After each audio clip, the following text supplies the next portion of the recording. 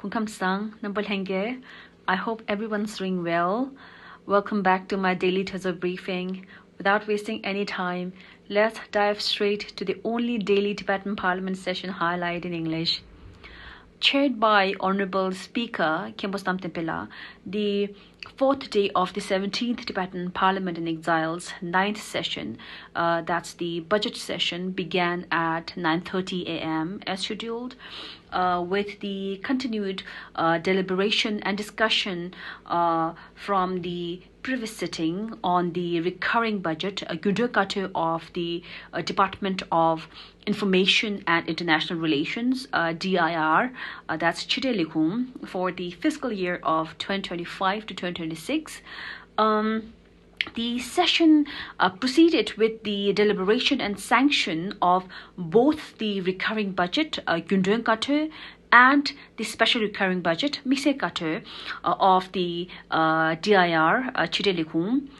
So today, about 35 members of the House raised queries, concerns, and comments on various undertaking subjects and projects under the flagship of the Department of Information and International Relations, like its various Tibet advocacy projects in the form of Tibet TV broadcast in various dialects and languages. There were recommendations on organizing youth engagement and advocacy conferences to inspire the youth. There were appreciation on creation of new Mandarin website of CTE called www.tibet.com to replace the previous website named in Xizang. Then there were good numbers of the members who also provided their suggestions and recommendations for the official preparation of His Holiness the 14th Dalai Lama's 90th birthday celebrations, that his Gudun, Kui Gudun. Then there were some suggestions on capacity building of Nadampaha and need of major improvement in quality of its printing work. As members raised their continued concerns on the USAID temporary termination of funds for Central Tibetan administration, members also raised varying perspectives on the termination of federal grants for both the VOA and RFAs, leading to its discontinuation in the operation of its Tibetan language services.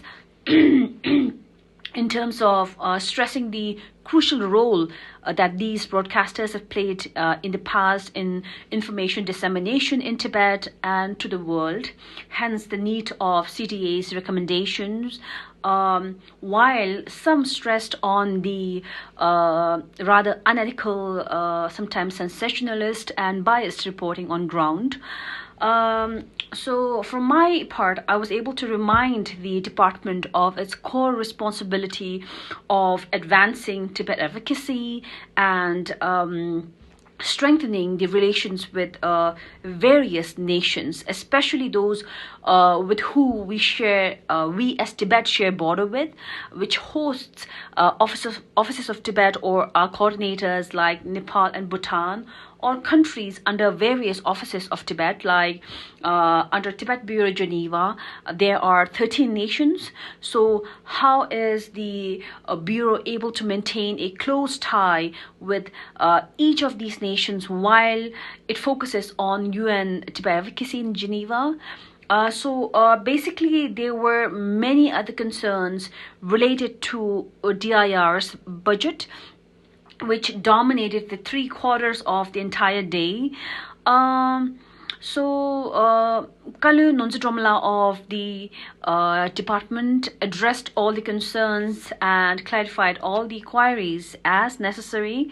Then following the motion of reduction tabled by her, the supplementary budget was approved with clarifications of more questions and doubts.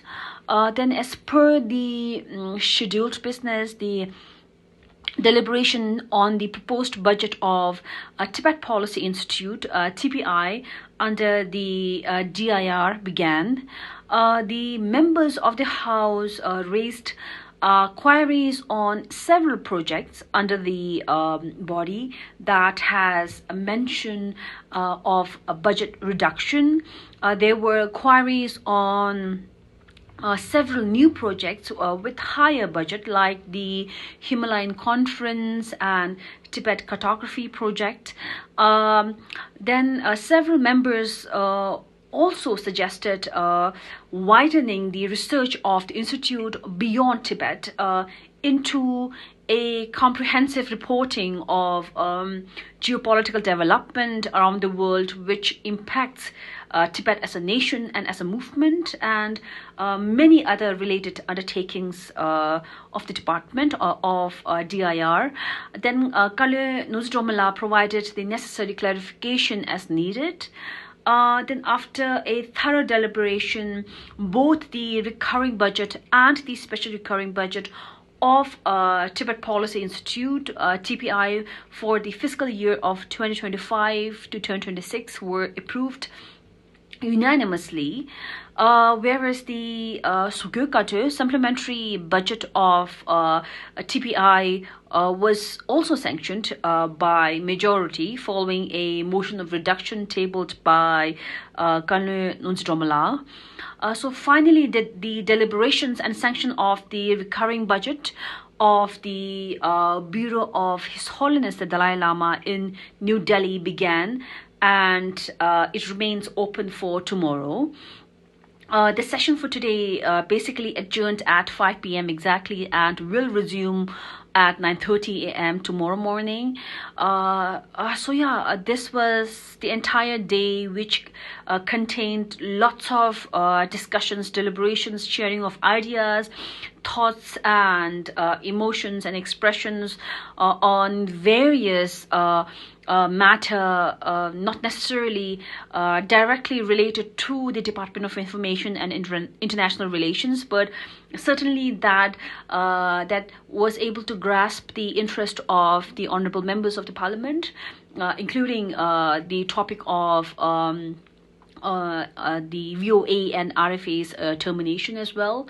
So I recommend that you visit the broadcast today and just check for yourself the kind of discussion that could have possibly happened. If not, well, you have my reporting for today.